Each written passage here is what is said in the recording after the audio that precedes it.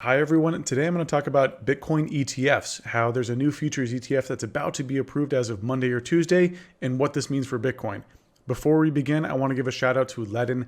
Ledin is a sponsor of mine and the best place to earn yield on your Bitcoin or borrow against your Bitcoin as collateral and get those dollars that you need. I personally use them, definitely recommend that you check them out. Link is below.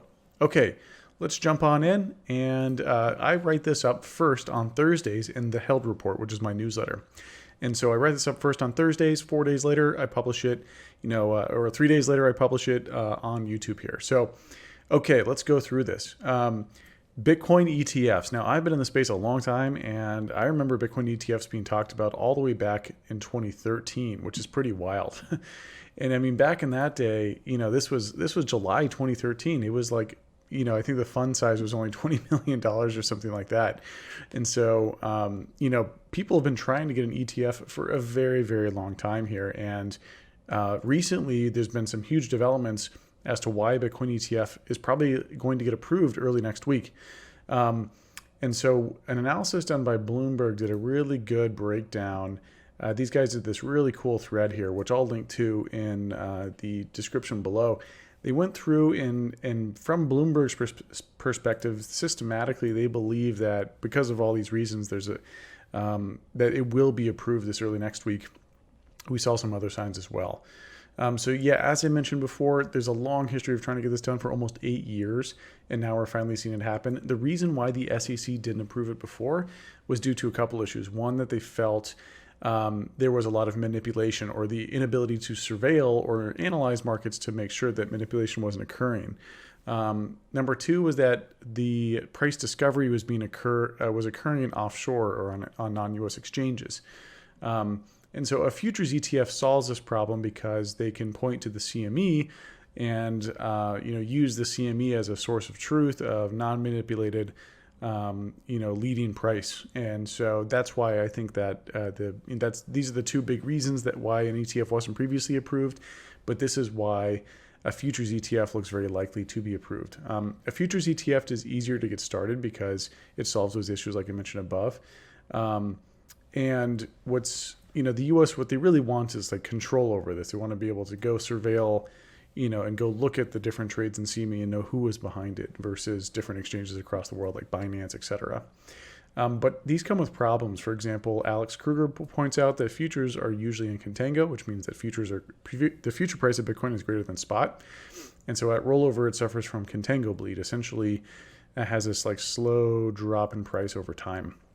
And many more others today on Twitter came out and talked about how this isn't great for retail because this isn't truly owning Bitcoin, it's owning a futures product, and owning spot would be much better. So the two types of ETF, like I mentioned, futures is the one that's likely to be approved due to it being able to be connected to the CME in terms of like CME pricing and surveillance.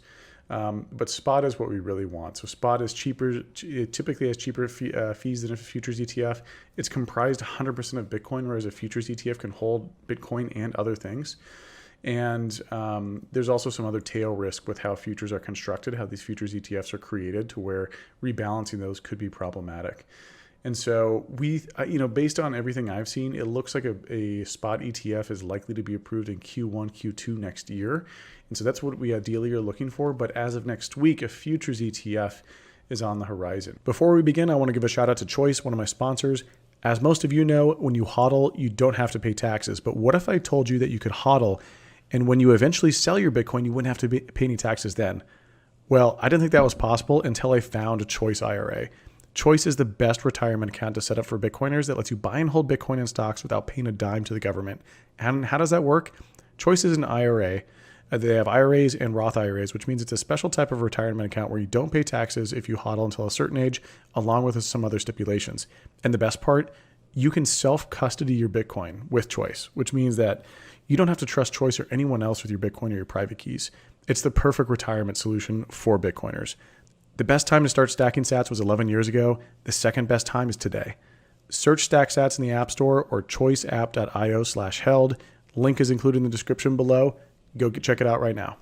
And here's what that timeline looks like. So, around October 18th, which I believe is Monday, we are looking at, let's let's see, tomorrow. That is, let me check the date real quick. That is Monday, yes. On Monday, that's when we should see the first one approved. And then we've got the other dates as well here, and these are all futures. And I would definitely recommend you check this out. This was done by Arcane Research. They do a really good job of researching different topics. They also just a great report on Lightning. Definitely recommend you check out all of the research. This was a chart I pulled from that, and they have a bigger chart as well. So when you click in on this, you can go see a bigger chart, which shows kind of a more zoomed out timeline of a bunch of other ETFs and their sort of approval dates. So yeah, definitely recommend you check that out. But as of Monday, that's the first one, ProShares, and everything's looking positive there. So remember this odds chart that I provided by Bloomberg up above? Well, the ProShares one is the most likely one to be approved Monday. And as of now, there's 12 pending spot ETF applications and 7 futures-based. And these futures-based ones came after Gary Gensler, the SEC chairman, on August 3rd said this comment.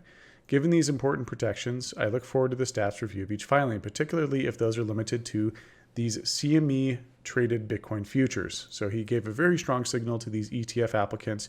If it's futures related, I'll likely approve it.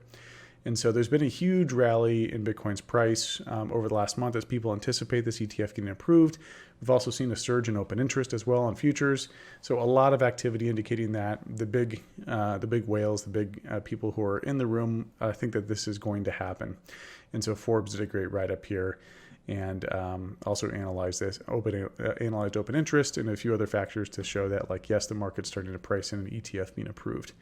And just yesterday, Valkyrie, one of the ETF applicants, made a move that usually signals that they're probably going to get approved. They're basically, they updated their ETF prospectus, and there was a bunch of other flurry of activities yesterday to where different companies signaled that they're likely to be approved. With this, want to caveat that no one knows for certain, but these were all checking the boxes of like approval is coming soon. And so the market, Bitcoin has rallied and went over $60,000 of Bitcoin in the last couple of days because of this, because everyone believes that the ETF will be approved. In conclusion, I think an ETF for Bitcoin is huge news. It means that Bitcoin is mature, it's easily accessible. A futures ETF isn't ideal. Ideally, it'd be spot, and that's coming soon. But a futures ETF is still great. Do want to caution if you watch this and you're like, oh man, the price might go up a lot. It might, but this could be a buy the rumor, sell the news. This has happened before. This is a classic trader terminology of everyone's buying it in anticipation of the news, and then when the news hits, the prices drop. Note that when I originally wrote this, I was long Bitcoin via spot and call options, and I'm still long Bitcoin. So nothing's changed, but I'm still long Bitcoin, but just wanted to disclose that in case people wanted to know. Hope you enjoyed watching this. If you like this, give me a like, give me a subscribe at the bottom. It helps with the algorithm. Appreciate you watching, and let me know what you think. Cheers. Bye.